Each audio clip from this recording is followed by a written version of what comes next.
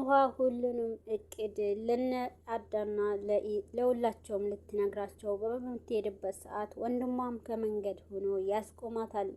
እህቴ ምን እያደረግሽ ነው? ወዴትስ እየሄድሽ ነው? ሲላት ምን ፈልገህ ነው?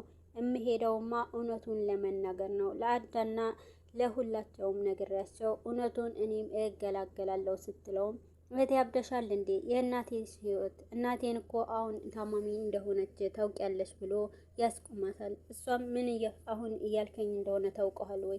በእናታችን ስም እየነገጥክ ነው። አንተ የምትፈልገው ራስ ወዳድ ስለሆንክና ጥቅም ፈላጊ ነህ ብላ በመንገዴ ዞር በል ብላም ለመሄድ ትሞክራለች። ወንድሟም እኔ አልፈቅድልሽም ካሁን በኋላ ይህንን ስህተት እንድትሰሪ እኔ አልፈልግም ብሎ ይላታል።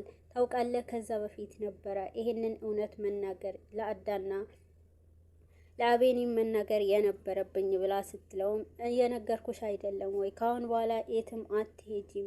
ስለዚህ ይህንን እውነት ሳትናገሪ ያለውንም ነገር እናስተካክለዋለን። አሁን እኮ ደርሰናል። ብሩ ከተቀበልን በኋላ ሄደሽ እውነቱን ትነግሪያለሽ ብሎ አቤልም እህቱን ኑሃም ያስቀራታል። ኢዛናም ከልዑሌ ጋር ሆነው እድልን በመንገድ እየጠበቋት ነበረ። እድል ደግሞ ወደ እነሱ እንደምትሄድና ኢዛና ደውሎላት ባለ ጊዜ እሺ እመጣለሁ ብላም በምትል ሰዓት አዳና አቤኒም ሁለቱም ተከትለዋት እየሄዱ ስለነበረ እድል ደግሞ ከነሱ ማምለጥ ስለነበረባት እዛ ከደረሰች የእሷም ህይወት እንደሚያበቃና የምትፈልገውም ነገር እንደማታገኝ ስለምታውቅ ከመንገዷ ከነሱ ማምለጥ ችላለች። እድልም ከአቤኒና ከአዳም አምልጣ ወደምትደበቅበት ቦታ ተደብቃ ከሁለቱም ከማያገኟት ቦታ ትሆናለች። ግን ደግሞ ኢዛናና ልዑሌም እየጠበቋት ነበረ።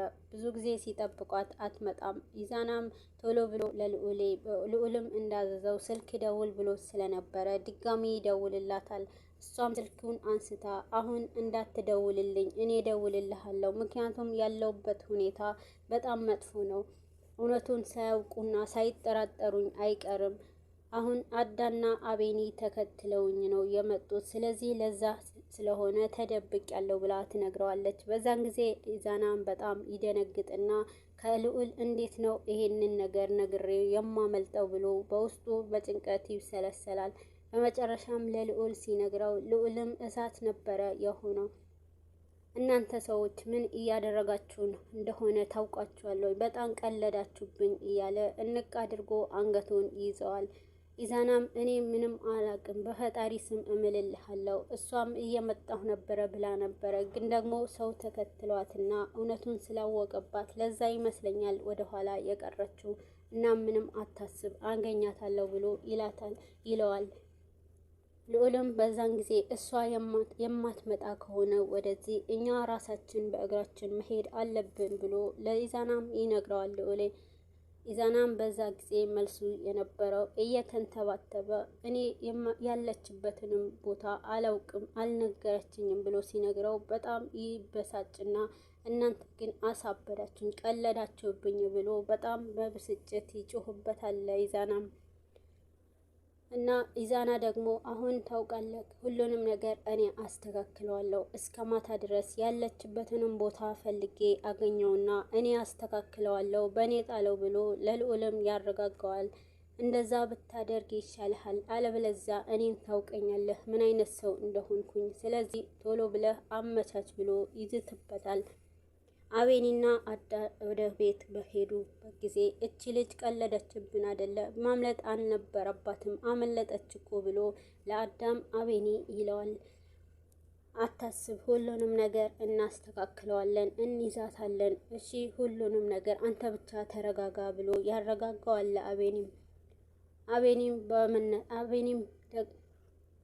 አቤኒም በመቀጠል ግን አዳ እውነትም ያለችውን እድል ዜማዬ ሞታ ከሆነ ግን እያለ በእንባ ተናንቆት ሲያወራውም እንደዛ እያልክ ውስጥህን አታጨናንቅ አቤኒ፣ ሁሉንም ነገር እውነታውን በቅርብ እናውቃለን፣ እሷ ግን ይሁን ነገር እንዳላት ያስታውቃል ብሎ ይለዋል። አዳም ለአቤኒ ለማረጋጋት አቤኒ ተረጋጋ፣ ሁሉንም ነገር በእውነቱ በቅርብ እናውቃለን፣ ግን እቺ እድልን ሁሉንም ነገር የምታውቅና የእሷም እጅ ያለበት ይመስለኛል። ስለዚህ አሁን ቶሎ ብለን እሷን በእጃችን ማስገባት አለብን ብለው ሁለቱም ለመረጋጋት ይሞክራሉ። ኢዛናም ከእድል ጋር በመደዋወል ድጋሚ እሷንም እንደሚያገኛትና ማግኘት እንደሚፈልግና እኔም ችግር ውስጥ ነው ያለሁኝ ብሎ ይነግራታል።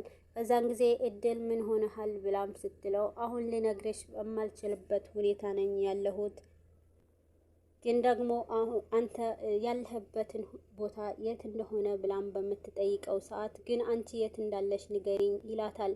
እሷም ያለችበትን ቦታ ለኢዛናም ትነግረዋለች። ኑሃም እውነቱን ለአዳና ለአቤኒም ለመናገር በምትጓዝበት ሰዓት ወንድሟን ካስቆማትም በኋላ ወንድሜ ግን እውነቱን እስከ መቼ እንድንደብቅ ነው የምትፈልገው? እስካሁን ድረስ ያደረግነው ነገር አይበቃም ወይ? አዳና ሁሉም ፖሊሶችም ስለነዚህ ሰዎች ማወቅ አለባቸው ብላም ትለዋለች። በዚህን ጊዜ አቤልም ወንድሟ ግን እሱ እውነቱን እንዳይናገርና እሷም እንዳትናገር ነበረ በእናታችን ህመም እየተቀለድሽ እኮ ነው። እናታችን ምን ልትሆን ነው ካሁን በኋላ? ስለዚህ ይሄንን ትንሽ ጊዜ እንጠብቅ፣ ብር ተቀብለን ከዛ በኋላ የምናደርገው ነገር እናደርጋለን ብሎ እህቱንም ያስቆማታል። ኑሃም ይሄንን ነገር እኔ አልቀበለውም ብላ ትታው ከመንገድ ትሄዳለች። እየጮኸ አንቺ ኑሃ ቢላትም እሷ ግን የኑሃ ወንድምም አሁን ላይ የሚፈልገው ነገር ቢኖር ጥቅምና ጥቅም ብቻ ስለሆነ እናቴ ትታከምና ወይንም ለእናታችን ብር እንሰብስብ እያለ ኑሃም እውነቱን እንዳታወጣ ያደርጋታል። በዚህ መሀል አቤኒና አዳ ደግሞ እውነቱን ለማወቅ እየተጓዙ ቢሆንም እድል ግን በማምለጧ በጣም ብዙ ነገር እንዳመለጣቸው ሁለታቸውም በጭንቀት ግን እውነትም ዜማዬ ሞታ ቢሆንስ ብሎ አቤኒም በጭንቀት ሊያብድ ይደርሳል። አዳም በዚህን ጊዜ ተው አትጨናነቅ፣ ሁሉንም እውነት በቅርብ እንደርስበታለን። ስለዚህ አሁን ላይ ግን ያለብን ነገር ይበቃናልና እንታገስ ይለዋል። ኑሃም በመንገድ ወንድሟን ትታ በምትሄድበት ሰዓት አንድ ቦታ ላይ ስትደርስ ሰዎች የሆነ ነገር ሲያደርጉ ትደርስና ከዛም በኋላ ወደ ወንድሟም ትመለስና ወንድሜ እያለች እንባ ተናንቋት ታወራለች። ምን ሆነሽ ነው ኑሃ ምን ሆነሽ ነው እያለ ቢጠይቃትም እሷም ወንድሜ ሰው ሲቀብሩ አየሁኝ፣ የሆኑ ሰዎች ይህኔ ናቴንም ገለውትና እነዚህ ማይ ይሆናሉ ብሎም ትነግረዋለች። በዛን ጊዜ ምን ሆነሽ ነው እንደዚህ የምትይው ይላታል። እውነት አውቀሽ ነው ወይስ ምንድነው በሚላት ሰዓት አላውቅም፣ ግን ብቻ ሰዎች ሰው ሲቀብሩ አየሁኝ ብላ አሁን ቶሎ ብዬ ወደ ፖሊስ ጣባ መሄድ አለብኝ ብላ ብትለውም እሱ ግን አሁን ወደ ፖሊስ ጣባ መሄድ የለብንም፣ ምክንያቱም አሁን ይህን ነገር ምናልባት እነሱ ሊሆኑ ይችላሉና ይሄ አጋጣሚ ለኛ ጥሩ ነው ብሎ ይላታል። ምን እያሰብክ እንደሆነ እኔ ባላውቅም፣ ግን ደግሞ አሁን ወደ የኑሃ ወንድምም አቤል አሁን ፖሊስ ጣባ አትሄጂም፣ እኛ ደውለን አስፈራርተን ገንዘብ እንቀበላለን፣ ከዛ በኋላ እኛም እንጠቀምበታለን፣ ለፖሊሶች ብትናገሪ ለእኛ ምንም የሚጠቅመን ነገር የለም፣ ስለዚህ ቶሎ ብለን አሁን እኛ እነሱ ጋር ደውለን እናስፈራራቸው ይላታል። እሷም በዛን ጊዜ በጣም ራስ ወዳድ ነህ፣ ወንድሜ መሆንህን ያሳፍረኛል እያለች ትታው አሁንም ትሄዳለች። በዛን ጊዜ በጣም ተበሳጭቶ አንቺ ግን እህቴ ምን አስበሽ ነው? አሁን ለወንድምሽ አላከብርም ብለሽ ነው ወይ እንዲምትሁኝ ብሎ ይላታል። ኢዛናም ወደ እድል ደውሎ ያለችበትንም ቦታ እንደነገረችው ከዛ በኋላ ወደ ልዑሌ ደውሎ ልዑሌና አግኝቻታለሁ ቶሎ ብለ ፈጥነህ ድረስ ይለዋል።